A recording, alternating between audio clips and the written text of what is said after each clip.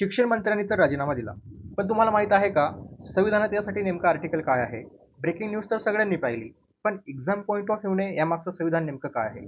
MPSC मध्ये जर असा ट्रॅप क्वेश्चन आला तर शिक्षण मंत्र्यांचा राजीनामा संविधानातील आर्टिकल कोणतं?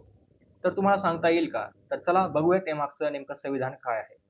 नमस्कार मित्रांनो, स्वागत आहे तुमचं जीएसएन इन्स्टिट्यूट मध्ये. तर चला बघूयात यामागचं नेमकं संविधान काय आहे.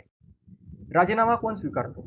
तुम्हाला हा असा ट्रॅप क्वेश्चन परीक्षेमध्ये नक्कीच विचारला जाऊ शकतो एमपीएससी मध्ये. आर्टिकल विचारला जाऊ शकतो. आर्टिकल 75 क्लॉज 2 आहे. बघा, तर बघूयात राजीनामा कोण स्वीकारतो. आर्टिकल 75 क्लॉज 2 मध्ये भारतीय संविधानामध्ये सांगितलेलं आहे, शिक्षण मंत्री यांनी राजीनामा सादर केला. कोणाकडे सादर केला? तर पंतप्रधानांकडे राजीनामा सादर केला आणि पंतप्रधानांनी राष्ट्रपतींना सल्ला दिला आणि राष्ट्रपतींनी तो राजीनामा स्वीकारला. ठीक आहे. बघा, आर्टिकल 75 क्लॉज 2 मध्ये सांगितलेलं आहे, मंत्री हे राष्ट्रपतींच्या इच्छेपर्यंत पदावरती राहत असतात.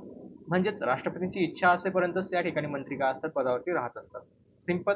त्यामध्ये बघा, प्रत्यक्षात मंत्री आपला राजीनामा पंतप्रधानांकडे सादर करतात, परंतु पंतप्रधान राष्ट्रपतींना सल्ला देतात आणि राष्ट्रपती तो राजीनामा स्वीकारत असतात. ठीक आहे.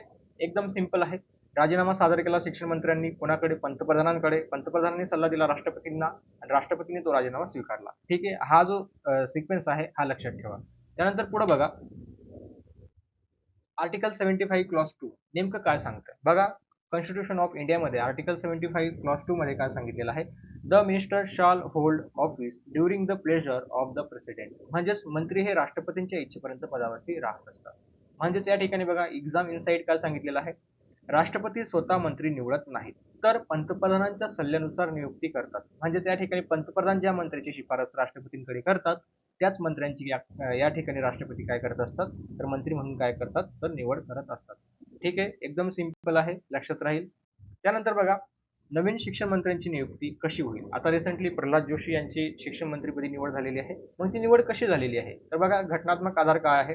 तर आर्टिकल 75 क्लॉज 1 मध्ये सांगितलेलं आहे, पंतप्रधान नवीन मंत्र्यांच्या नियुक्तीची शिफारस करतात. नवीन मंत्र्यांची शिफारस राष्ट्रपतींकडे पाठवली जाते. राष्ट्रपती काय करतात? पंतप्रधानांच्या सल्ल्यानुसार नियुक्ती करतात. बरोबर. त्यानंतर शपथ दिली जाते. नवीन मंत्री पद व गोपनीयतेची शपथ दिली जाते. नवीन शिक्षण मंत्री या ठिकाणी कार्यभार स्वीकारत असतात शपथ दिल्यानंतर. म्हणजेच या ठिकाणी बघा, आर्टिकल 75 क्लॉज 1 मध्ये काय सांगितलेलं आहे? The other minister shall be appointed by the president on the advice of the prime minister. म्हणजेच या ठिकाणी बघा, इतर मंत्र्यांची नियुक्ती राष्ट्रपती पंतप्रधानांच्या सल्ल्यानुसार करत असतात. म्हणजेच या ठिकाणी पीएमच्या ऍडवाइसनुसारच या ठिकाणी मंत्र्यांची काय करतात? राष्ट्रपती निवड करत असतात. एक्झाम इनसाइड बघा, राष्ट्रपती स्वतः मंत्री निवडत नाहीत. महत्वाचं आहे. आपण आधीच्या स्लाइडमध्ये सुद्धा बघितलं, तर पंतप्रधानांच्या सल्ल्यानुसार या ठिकाणी काय करतात? नियुक्ती करत असतात. महत्वाचं आहे, लक्षात ठेवा. त्यानंतर पुढे बघा, मंत्रिपदाची शपथ कोण देतात? तर बघा, घटनात्मक आधार काय आहे? आपण आताच बघितलं की राष्ट्रपती देतात, पण घटनात्मक आधार काय आहे? तर आर्टिकल 75 क्लॉज 4 मध्ये सांगितलेलं आहे की राष्ट्रपती नवीन मंत्र्यांना पदाची व गोपनीयतेची शपथ देतात. Okay.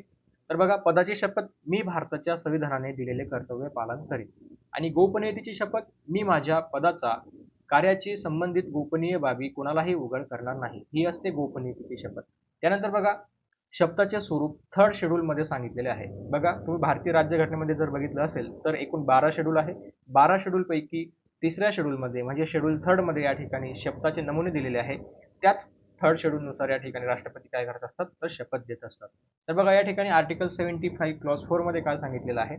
Before a minister enters upon his office, the president शाल ऍडमिनिस्टर to him the oath of office and of secrecy according to the forms set out in the third schedule. म्हणजेच मंत्री पदावर कार्यभार स्वीकारण्यापूर्वी राष्ट्रपती पदाची व गोपनीयतेची शपथ देतात शेड्यूल थर्ड नुसार. ओके.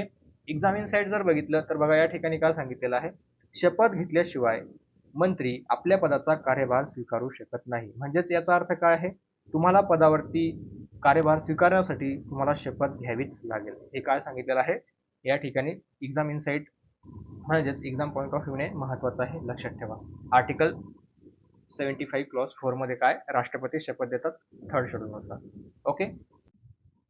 तर लक्षात ठेवा मित्रांनो, एक महत्वाचा ट्रॅप काय? तर लक्षात ठेवा, वन लाइनर मध्ये केंद्रीय मंत्र्याचा राजीनामा प्रत्यक्षात पंतप्रधानांकडे दिला जातो, पण घटनात्मक दृष्ट्या तो कोण स्वीकारतं तर राष्ट्रपती स्वीकारत असतात. हे आर्टिकल 75 क्लॉज 2 मध्ये सांगितलेलं आहे. आणि शपथ देतात नवीन मंत्र्यांना कोण शपथ देतं तर राष्ट्रपती देतात. आर्टिकल 75 क्लॉज 4 मध्ये सांगितलेलं आहे की राष्ट्रपती काय करतात, जेही मंत्री अपॉइंटेड होतात त्यांना काय करतात राष्ट्रपती शपथ देतात. तर एक्झाम मध्ये क्वेश्चन नक्कीच विचारला जाऊ शकतो यावरती. ठीक आहे, तर मला तुम्ही एका प्रश्नाचा आन्सर द्या की राज्यातील मंत्र्यांचा राजीनामा कोण स्वीकारतो आणि कोणत्या आर्टिकल नुसार स्वीकारतो, हे उत्तर तुम्ही मला कमेंट बॉक्समध्ये काय करायचं आहे तर कमेंट करायचं आहे. तर अशाच एक्झाम ओरिएंटेड करंट अफेअर्ससाठी GSN इन्स्टिट्यूटला सबस्क्राईब करा. धन्यवाद. Thank you very much. जय हिंद.